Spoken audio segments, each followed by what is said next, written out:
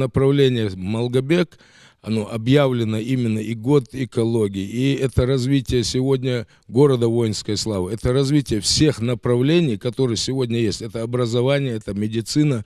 Я не могу сказать, что у нас все хорошо, но у нас развивается город динамично, это вся республика развивается. Поэтому я бы хотел остановиться несколько вопросов. Это сегодня вот то духовное, нравственное воспитание, которое сегодня ведется в городе воинской славы.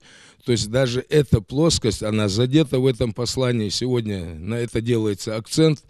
Мы, как жители города, это понимаем. Для нас это и ответственность большая. То есть, и, ну, естественно, это для нас большой плюс. И приятно это все ощущать, что город Малгобек – это северная столица, как мы ее называем. Приятно слышать, что всегда нас помнят, не забывают. И на таком уровне, на такой площадке послание Народному собранию, где упомянулись сегодня все и муниципальные образования, и проблемы сегодня всех уровней.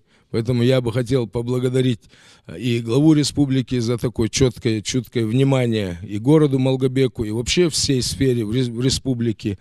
Ну и хотел бы как бы взять такую ответственность на себя и сказать, что мы все-таки готовы работать сегодня. Все присутствующие, мы друг друга знаем давно, жители нашей республики, друзья, родственники, товарищи.